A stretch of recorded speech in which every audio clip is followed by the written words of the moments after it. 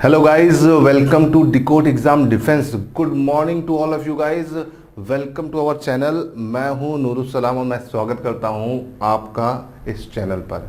तो जैसा कि दोस्तों एग्ज़ाम है करीब और कई सारे स्टूडेंट्स की रिक्वेस्ट पर हिस्ट्री की मैंने सुपर सीरीज़ शुरू की है। इस सीरीज़ में जो भी एग्ज़ाम ओरिएंटेड क्वेश्चन, देखिए टाइम बचा है बहुत कम और इस कम समय के अनुसार मैंने एक सुपर सीरीज़ की शुरुआत करी है, जिसमें हम क्या करेंगे, हम जितने भी इम्पॉर्टेंट एमसीक्यूज़ होंगे आपके एग्ज़ाम ओरिएंटेड उसको आपके लिए यहाँ पर डिस्कस करेंगे और उसके बारे में यहाँ पर बात करेंगे। ये जितना भी एमसीक्यूज़ हैं फ्रेंड्स, ये सब आपके एग्ज़ाम के अकॉर्डिंग है। और भाई वीडियो को लाइक और शेयर ज़रूर करते जाइएगा, ज़्यादा से ज़्यादा लोगों तक पहुँचाते जाइएगा। ये जो भी हमारा हिस्ट्री की सुपर सीरीज़ है वो सारे एग्ज़ाम्स के लिए है, सारे डिफेंस के एग्ज़ाम के लिए, चाहे वो एनडीए हो, चाहे आपका सीडीएस हो, चाहे एफकैट हो। देखिए चीज़ें सब कॉमन ही होती हैं, बस आपको उसका आंसर और उसके बारे में पता हो। तो चलिए दोस्तों शुरू करते हैं हिस्ट्री की super series fast track form में। फटाफट देखते जाते हैं और जानते जाते हैं। देखिए पहला क्वेश्चन जो है, पहला क्वेश्चन अच्छा क्वेश्चन है, कई बार रिपीट हुआ है, बार बार आया है। The first governor general of Bengal. देखिए बंगाल का पहला गवर्नर जनरल कौन था? बहुत आसान सा क्वेश्चन है और हिस्ट्री में जब मॉडर्न हिस्ट्री की बात करते हैं तो सबसे ज़्यादा पूछे जाने वाले क्वेश्चन में से एक है। तो देखो यहाँ पर हमेशा आप कई सारी चीज़ों में कंफ्यूज होते हैं। एक होता है गवर्नर ऑफ बंगाल, पहला आता है एक वर्ड। दूसरा आता है गवर्नर जनरल ऑफ बंगाल और तीसरा आता है गवर्नर जनरल ऑफ इंडिया और चौथा आता है वाइसरॉय। भाई ये चार अंग्रेज़ों के टाइम में सबसे एपेक्स पोस्ट होती थी वहाँ के गवर्नमेंट की, है ना। पहले वो बंगाल तक ही सीमित थे तो गवर्नर ऑफ बंगाल होता था, फिर गवर्नर जनरल ऑफ बंगाल हो गया, फिर गवर्नर जनरल ऑफ इंडिया और फिर वाइसरॉय। तो देखिए यहाँ पूछा गया है the first governor general of Bengal. तो देखो यहाँ पर पहला वाला गवर्नर ऑफ बंगाल, तो गवर्नर ऑफ बंगाल कौन था? भाई गवर्नर ऑफ बंगाल पहला था रॉबर्ट क्लाइव, ठीक। लेकिन इस क्वेश्चन का आंसर क्या है? First governor general of Bengal, तो Warren Hasting. Warren Hasting, Warren Hasting is the correct answer of this question. But the first governor general of India, तो गवर्नर जनरल ऑफ इंडिया कौन है आपका? Lord William Bentinck. और पहला vice Roy कौन था? ये आप मुझे कमेंट सेक्शन में लिख के बताइए, है ना। पता है तो कमेंट में बताओ, नहीं पता है तो सर्च करके बताओ, इसको हम डिस्कस करेंगे। ओके, तो चलिए पहले क्वेश्चन का आंसर हो गया वारन हास्टिंग। चलते हैं दूसरे क्वेश्चन की तरफ। The first governor general of India, देखो वही बताया था। अब यहां पर उस क्वेश्चन का आंसर आपको सीधे मिल गया, Lord William Bentinck. Lord William Bentinck is the first governor general of Bengal. चलिए अब यहां से आगे बढ़ते हैं। अगला, sati was declared illegal and punishable by. ठीक है, सती सिस्टम हमारे समाज की एक बहुत ही खराब कुरीतियों में या बैड प्रैक्टिस में से एक थी और इसको किसने इलीगल और पनिशेबल ऑफेंस बताया? ठीक है, किसके टाइम में, किस गवर्नर जनरल या किस वाइस रॉय के टाइम में ऐसा हुआ था? तो भाई देखिए सती सिस्टम को लेकर आपके लॉर्ड विलियम बेंटिक ने बहुत सारे काम किए थे। तो लॉर्ड विलियम बेंटिक का नाम याद रखिएगा। लॉर्ड विलियम बेंटिक ने राजा राम मोहन राय के साथ मिलकर जो भी समाज में फैली हुई जितनी भी कुरीतियां हैं, कुरीतियां मतलब बैड प्रैक्टिसेस हैं, उनको खत्म करने के बारे में बात करी। तो लॉर्ड विलियम बेंटिक ने सती सिस्टम को इलीगल और पनिशेबल बताया था। ठीक है, बाकी देखिए लॉर्ड कैनिंग, लॉर्ड कैनिंग जो थे ये हमारे पहले वाइसरॉय थे। ठीक है, चलिए आगे बढ़ते हैं। अच्छा क्वेश्चन है, पेपर में आने वाला क्वेश्चन है और इसको ध्यान रखिए क्योंकि इस तरह के पेपर के क्वेश्चन आप में आ चुके हैं। इस तरह के क्वेश्चन पेपर में बार बार आते रहते हैं, इसे याद रखिएगा। Who founded the Fergusson College at Pune in 1885। देखो यहाँ पे बहुत सारी इंफॉर्मेशन है, क्वेश्चन सीधे सीधे नहीं आ सकता, घूम के आ सकता है। फर्ग्यूसन कॉलेज कब बना? 1885 में। कहाँ बना? पुणे। ये भी क्वेश्चन के फैक्ट्स हैं, है ना। अब किसने, who founded the Fergusson college, तो इनमें से किसने फाउंड किया था? तो देखो यहाँ पर फर्ग्यूसन सुन के ही लग रहा है कि भैया मिशनरी होगा, है ना। और मिशनरी मतलब आपके ब्रिटिशर्स। तो भारतीय सेवक समाज और समाज सेवक संघ, ये तो हो नहीं सकता। तो भाई इसका आंसर क्या होगा? ए और डी में से होगा। थियोसोफिकल सोसाइटी जो है वो इंडिया के बाहर काम करती थी, इंडिया में नहीं आई थी 1885 तक। तो भैया इसका सही जवाब है Deccan education society. Deccan education society ने फर्ग्यूसन कॉलेज को 1885 में पुणे में स्टैब्लिश किया था। चलिए क्वेश्चन नंबर 4 के बाद क्वेश्चन नंबर 5 की तरफ आते हैं। क्वेश्चन नंबर 5 की अगर हम बात करते हैं, ये आपका एक एंशिएंट हिस्ट्री का क्वेश्चन है जो कि काफी बार पूछा गया है, इससे कई सारे क्वेश्चन बने। Who founded Pataliputra? पाटलिपुत्र को किसने स्थापित किया था? तो देखो यहाँ पे 4 ऑप्शन है, उज्जैन, अशोका, बिंबिसार और महापद्मनंदा।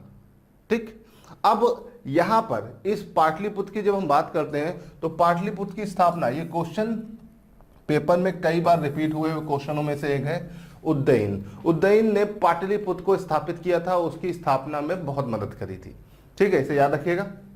बाकी जितने भी रूलर हैं इनका भी संबंध पाटलिपुत्र से रहा है, लेकिन पाटलिपुत्र की स्थापना में जो मेन रोल था वो उज्जैन का था। चलिए, अच्छा क्वेश्चन है, बौद्ध धर्म से संबंधित क्वेश्चन है। बौद्ध धर्म के जितने भी क्वेश्चन है आपके पेपर में अक्सर आते हैं और आप इसमें कंफ्यूज हो जाते हो, इसे याद रखिएगा। देखिए, where did Lord Buddha breathe his last, है ना, उन्होंने अपनी अंतिम सांस कहां ली? इस अंतिम सांस या अंतिम समय को गौतम बुद्ध के हम लोग कहते हैं महापरिनिर्वाण।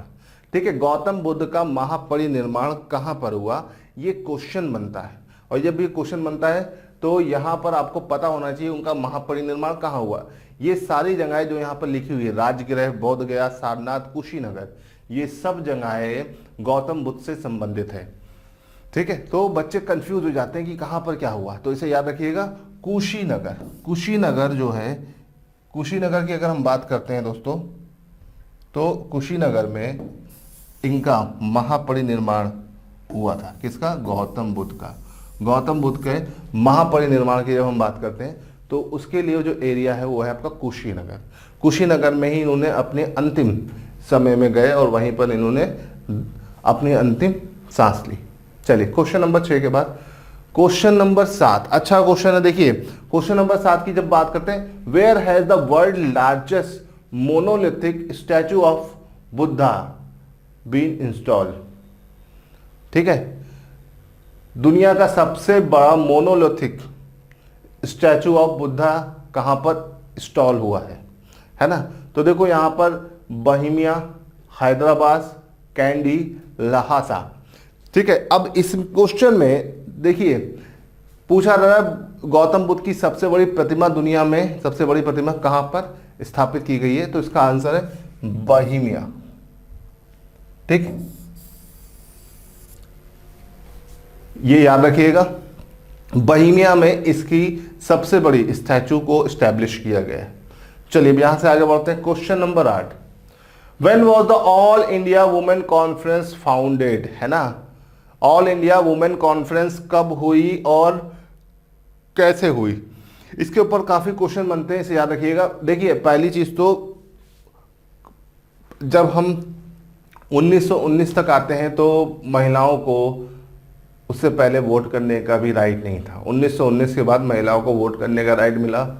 ठीक, और 1925 के बाद महिलाओं की स्थिति और सुधरी भारतीय समाज में, और उसके बाद ही आपका all India women conference establish हुई। तो भाई 1924 और 25 तो नहीं होगा, है ना, बचा क्या 26, 27। तो भाई इसका जो एग्जैक्ट ईयर है 1927। ऑल इंडिया विमेन कॉन्फ्रेंस कब बनी? 1927 में। चलिए यहां से आगे बढ़ते हैं। कूका मूवमेंट, कूका आंदोलन started the mid 19th century. ठीक है, 19वीं शताब्दी के बीच में कूका आंदोलन की शुरुआत हुई, और ये कूका आंदोलन की शुरुआत कहाँ से हुई? ठीक है, बहुत इंपॉर्टेंट क्वेश्चन है। वेस्टर्न पंजाब, महाराष्ट्र, बंगाल या मध्य भारत। ठीक है, कूका मूवमेंट को लेकर हमेशा आप याद रखिएगा, एक कूका मूवमेंट था, एक कुकी मूवमेंट था। कूका मूवमेंट जो है वो पंजाब से संबंधित था। कहां से संबंधित था? पंजाब से। लेकिन जब हम कुकी की बात करते हैं तो कुकी मूवमेंट का संबंध कहां से था? इसका संबंध आपका नॉर्थ ईस्ट मतलब पूर्वोत्तर भारत से था। ठीक, इसे ध्यान रखिएगा। ठीक, इसके बाद 9th क्वेश्चन के बाद आते हैं 10th क्वेश्चन पे। Who is the author of the autobiography in the Indian struggle? The Indian struggle नाम की पुस्तक जो कि किसी व्यक्ति की ऑटोबायोग्राफी है, किसने लिखी थी? तो भाई देखो, इंडियन स्ट्रगल को लिखा था हमारे नेताजी सुभाष चंद्र बोस ने। सुभाष चंद्र बोस पे जितने भी क्वेश्चन आजकल बन रहे हैं बहुत बढ़िया बढ़िया बन रहे हैं, और आजकल सुभाष चंद्र बोस से आपके एग्जाम ओरिएंटेड क्वेश्चन बहुत ज़्यादा आ रहे हैं, तो इसको थोड़ा सा ध्यान रखिएगा और चीज़ों को क्लियर रखिएगा। ठीक, यहाँ तक क्लियर है? चलिए अब यहाँ से आगे बढ़ते हैं और अगले पर आते हैं। अगला question, who among the following is said to have hatched the Delhi conspiracy in 1912? ठीक है, 1912, देखो अच्छा क्वेश्चन है, क्वेश्चन नंबर 11। 1912 की जो दिल्ली कॉन्स्पिरेसी हुई थी उसका मुख्य एक्यूज्ड या उसको करने लड़ने वाला व्यक्ति कौन था? ठीक है, तो रास बिहारी बोस, भाई परमानंद, सच्चिदानंद सन्याल, सोहनलाल पाठक। तो देखो इसका जो मास्टरमाइंड थे वो थे आपके रास बिहारी बोस। ठीक है, एक याद रखिए, एक रास बिहारी बोस थे और एक रास बिहारी घोष थे, दोनों में कंफ्यूज मत होइएगा। एक थे आपके मॉडरेट और एक थे एक्सट्रीमिस्ट। ये एक्सट्रीमिस्ट में है, एक्सट्रीमिस्ट जो बम फेंकते हैं, ये याद रखिएगा। चलिए क्वेश्चन नंबर 11 से आगे बढ़ते हैं। Question number 12, who among the following mark Mahatma Gandhi first fast unto death? ठीक है, महात्मा गांधी का आमरण अनशन का पहला जो हमें देखने को मिला वो कहाँ देखने को मिला? ठीक है, खेड़ा, चंपारण, अहमदाबाद की जलियांवाला बाग। महात्मा गांधी ने जो सबसे पहले आमरण अनशन की शुरुआत करी थी वो कहाँ से शुरू करी थी? तो भाई देखो इसके लिए आपको याद रखना है अहमदाबाद से, अहमदाबाद मिल स्ट्राइक से गांधी जी ने अपना सबसे पहला आंदोलन छेड़ा था, इसे ध्यान रखिएगा। चलिए अब यहाँ से आगे बढ़ते हैं फास्ट ट्रैक क्वेश्चंस को देखते हुए। Gandhi ji Dandi march is associate with the which of the following movement? Gandhi ji की जो दांडी मार्च थी इनमें से किस मूवमेंट से संबंधित थी? आसान सा क्वेश्चन है, ठीक है, और अगर आंसर पता है तो कमेंट में बता दीजिए, तुरंत बता दीजिए। देखिए मेरे साथ आंसर करते रहोगे तो मुझे ही पता चलता रहेगा क्या रिस्पॉन्स आ रहा है। ठीक है, तो गांधी जी की जो दांडी मार्च थी वो सिविल डिसओबीडिएंट मूवमेंट से जुड़ी हुई थी, इसे याद रखिएगा, सिविल डिसओबीडिएंट मूवमेंट। ठीक है, इसको ध्यान रखना। चलिए अब यहां से आगे बढ़ते हैं, क्वेश्चन नंबर 13 से आगे बढ़ते हैं क्वेश्चन नंबर 14 की तरफ। क्वेश्चन नंबर 14 है, who among the following was called the father of Indian Renaissance? ठीक है, फादर ऑफ इंडियन रेनेसा की जब बात आती है तो एक ही व्यक्ति का नाम आता है, और वो व्यक्ति कौन है भाई?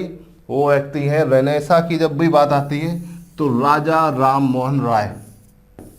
राजा राम मोहन राय की जीवनी जरूर पढ़िएगा, इनका एक शॉर्ट नोट जरूर बनाइएगा। क्यों? क्योंकि इनसे क्वेश्चन आपके यूपीएससी में बहुत आता है। ठीक है, हम आगे जैसे जैसे क्वेश्चन बढ़ेंगे तो हम और भी डिटेल में चलेंगे, है ना। शुरू में हम most important most repeated questions को डिस्कस कर रहे हैं, तो जैसे जैसे आगे बढ़ती जाएगी ये सीरीज उसमें हम और अच्छे अच्छे क्वेश्चंस को इंक्लूड करते जाएंगे। चलिए अब यहाँ से आगे बढ़ते हैं। The leader of Young Bengal movement आपके पेपर में आ चुका है, सीडीएस एनडीए दोनों पेपरों में आ चुका है। ठीक है, the leader of Young Bengal movement, Young Bengal movement का लीडर कौन था? तो देखिए यहाँ पर इसका आंसर है हेनरी विवियन डेरोजियो। ठीक है, यंग बंगाल मूवमेंट का जो मुख्य लीडर था वो था आपका हेनरी विवियन डेरोजियो, इसे याद रखिएगा। चलिए अब यहां से आगे बढ़ते हैं। Who was the founder of Indian association. ठीक है, अब देखो आपका जो मेन क्वेश्चंस बनते हैं वो आपका 1757 से आपका 1905 के बीच के इंसिडेंट से ज़्यादा बनते हैं, और ये एक डेड इंसिडेंट्स हैं जिन पर आप बिल्कुल ध्यान नहीं देते हो। तो ये भी एक क्वेश्चन वहीं से है। कांग्रेस बनने से पहले बहुत सारी पॉलिटिकल पार्टीज बनी थी, और उनमें से एक पॉलिटिकल पार्टी थी इंडियन एसोसिएशन। तो इंडियन एसोसिएशन का फाउंडर कौन है? फाउंडर मतलब इसका संस्थापक कौन है? तो भाई देखिए यहाँ पर ऑप्शन में दादा भाई Naoroji, Bal Gangadhar Tilak, Surendranath Banerjee, A O. Hume. A O. Hume ने तो भैया इंडियन नेशनल कांग्रेस की नींव डाली थी। ठीक है, बाल गंगाधर तिलक और दादा भाई नौरोजी इसमें नहीं आते हैं। सुरेंद्र नाथ बनर्जी ने इस इंडियन एसोसिएशन को एस्टैब्लिश किया था, इसे याद रखिएगा। इंडियन एसोसिएशन, ठीक है, एक ब्रिटिश इंडियन एसोसिएशन है, एक इंडियन एसोसिएशन। तो इंडियन एसोसिएशन की बात हो रही है तो यहां पर सुरेंद्र नाथ बनर्जी का नाम आएगा। चलिए, the first Indian leader to undergo imprisonment. ठीक है, भारत का पहला लीडर जो जेल गया। बहुत बार क्वेश्चन आ चुका है, बहुत रिपीटेड क्वेश्चन है। ठीक, और इसका सही जवाब क्या है? सी विजयाराचारी।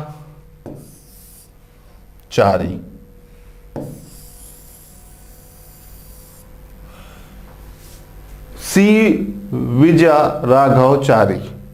ठीक है, इसे याद रखिएगा, सी विजय राघवचारी। ये पहले व्यक्ति थे जो पहले लीडर थे जो कहाँ गए? जेल गए। ठीक है, और पहला व्यक्ति वो जो लिखने के चक्कर में जेल गया वो बाल गंगाधर तिलक थे।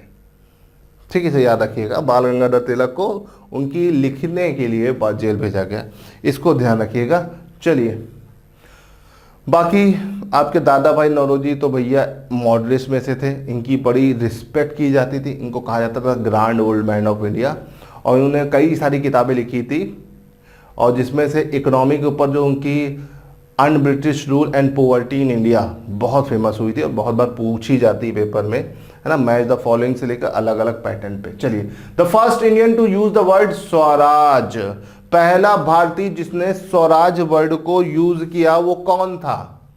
पहला भारतीय, है ना, राजा राममोहन राय, महात्मा गांधी, बाल गंगाधर तिलक, स्वामी विवेकानंद। तो देखो अपने समय के बढ़िया लोगों में से एक थे बाल गंगाधर तिलक। जब ये लिखते थे तो लोगों को एकदम अपने वश में कर लेते। इनकी राइटिंग स्किल इतनी अच्छी थी कि जब ये पेपर में आर्टिकल छापते थे तो लोग उनके आर्टिकल से बहुत प्रभावित होते थे। और बाल गंगाधर तिलक ने ही सबसे पहले स्वराज वर्ड के बारे में बोला। ठीक है, और उन्होंने बोला कि Swaraj is my birth right and I will have it. ठीक है, स्वराज मेरा जन्मसिद्ध अधिकार है, मैं इसे पाके रहूंगा। ठीक है, बाल गंगाधर तिलक ने जितनी भी आर्टिकल्स लिखे उन आर्टिकल पे हमेशा बवाल हुआ, लोग उनके आर्टिकल से प्रभावित होकर कुछ ना कुछ घटनाएं होती रहती थी, इसीलिए इसके चक्कर में इनको कई सारे टाइटल्स और जेल भी जाना पड़ा, टाइटल्स भी मिले और जेल भी जाना पड़ा। चलिए, हु रोट द बुक बाबू विवाह। ठीक है, जो ये बुक है बाबू विवाह या बहु विवाह, तो ये किताब किसने लिखी थी? अब देखो ये विमेंस की कंडीशंस को लेकर है ना, और भारत में महिलाओं की स्थिति को सुधारने के लिए, सती प्रथा को रोकने के लिए और विधवा पुनः विवाह को शुरू करने के लिए कई सारे लोगों ने काम किया। इन्हीं लोगों के नाम यहाँ पर हैं, ये सब सोशल रिफॉर्मर भी है। तो इसका आंसर जो होगा भाई, इसका आंसर है, देखो बाबू विवाह जो है ये पंडित रमाबाई द्वारा लिखी गई किताब है। इंपॉर्टेंट में से है, इसको याद रखना, भूलिएगा नहीं। क्यों? क्योंकि यहां से क्वेश्चन बनता है। ठीक, बाकी देखो ईश्वर चंद्र विद्यासागर और राजा राममोहन राय ने बाल विवाह पर रोक लगाई थी, इसे याद रखिए। चलिए, who first translated Bhagavad Gita to English. Bhagavad Gita को इंग्लिश में ट्रांसलेट करने वाला पहला व्यक्ति कौन था? तो इसका आंसर है जॉन मार्शल। जॉन मार्शल वो व्यक्ति थे जिन्होंने सबसे पहले भगवद गीता को किस में ट्रांसलेट किया था? इंग्लिश में। तो भगवद गीता को इंग्लिश में ट्रांसलेट किया जॉन मार्शल ने। ठीक है, Toramana belongs to the ethnic hold of the. ठीक है, तोड़ामन तोड़ामल जो थे ये राजा थे, ये किस कास्ट से बिलोंग करते थे, ये क्वेश्चन है। तो याद रखिएगा तोड़ामल इज बिलोंग टू हुन्स, किससे संबंधित है, हुन्स। ठीक, इसे याद रखिएगा, एंशियंट हिस्ट्री का ही क्वेश्चन है, इसे ध्यान रखना। चलो अब यहां से आगे बढ़ते हैं। Who among the first Indian ruler to organize hajj pilgrimages to the expense of the state. ठीक है, भारत का पहला शासक जिसने हज को राज्य के खर्चे पर चलाना शुरू किया वो कौन सा था? औरंगजेब, जहांगीर, शाहजहां, अकबर। इनमें से किसने ऐसा शुरू किया? तो भाई देखिए, लेख के सुनने के आपको लगेगा भाई औरंगजेब, लेकिन इसको शुरू किया था भाई किसने? अकबर द ग्रेट ने। ठीक है, अकबर ग्रेट ने इसको शुरू किया था, हज को स्टेट के एक्सपेंस पे शुरू करने की पहल की थी। Question number 23, which country was first to start a joint stock company to trade with India? ठीक है, वो पहली कंपनी जो भारत में जॉइंट स्टॉक के लिए भारत में ट्रेड करने की शुरुआत करी वो कौन सी थी? डच, पुर्तगाली, डेनिश या फ्रेंच? ठीक है, ये क्वेश्चन बहुत बढ़िया है। पहली चीज तो ये याद रखिए कि अंग्रेज जो भारत में आए वो किस ऑर्डर में है? तो वो आए हैं, किस ऑर्डर में आए हैं? आपके PDEF, पुर्तगाली, डच, इंग्लिश, फ्रांस, है ना। डेनिस भी आए लेकिन उनका बहुत कम समय रहा तो वो एग्जाम में नहीं पूछा। अरेंज करने को कहा था PDEF, याद रखिएगा। और इसका सही जवाब है डच। ठीक, ट्रेड वगैरह की जो पहली फैक्ट्री स्टैब्लिश करी वो डच लोगों ने करी, डच लोगों ने इसको यहाँ पे शुरू किया। चलिए यहाँ से the significance of Bengal regulation of 1793 line that in the fact that. ठीक है, जो बंगाल का रेगुलेशन 1793 में आया था उसका क्या मतलब था या उसका संबंध किससे था, ये सीधा सा क्वेश्चन पूछा जा रहा है।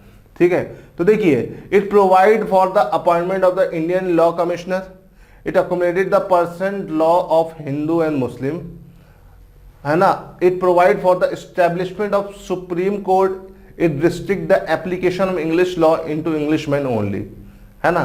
तो इसका जो बंगाल रेगुलेशन 1793 में आया था, इसमें क्या था? तो भाई देखो, ये जो आया था रेगुलेशन, इसके अंदर किस किस चीज के बारे में बात हो रही थी या किस तरह की बात हो रही थी? तो जब हम इसमें बात करते हैं तो देखो, ये सब चीजें अंग्रेजों ने शुरू तो की थी, लेकिन इस वक्त में इस पॉइंट पर कौन सी चीज एकदम फिट बैठेगी? आपका बी वाला point. It accommodated the personal law of Hindu and Muslim. ये स्टेटमेंट एकदम सही है, इसे याद रखिएगा। ये 1793 का जो रेगुलेशन आया था उसके अंदर इस बात के बारे में बात हुई थी। चलिए अब यहां से आगे बढ़ते हैं। Question number 25, which of the following monuments has a dome which is said to be one of the largest in the world? दुनिया का सबसे बड़ा गुंबद कौन सा है? तो भाई देखो, इसमें तो कुछ बताने की जरूरत ही नहीं है, इसका जो सही जवाब है वो है गोल गुंबज।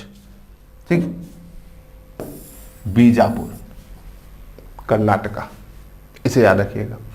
ठीक, चलिए अब यहां से आगे बढ़ते हैं। द स्टेपल फूड ऑफ वैदिक आर्य वॉज, ठीक है, वैदिक आर्य का जो खाना था वो क्या खाते थे, है ना, ये पूछा जा रहा है। तो भाई उनका स्टेपल फूड क्या था? सीधा सा क्वेश्चन है। तो उनका फूड क्या था? द स्टेपल फूड ऑफ वैदिक आर्य। अच्छा, ये क्वेश्चन नंबर 26 है, इसको याद रखिएगा।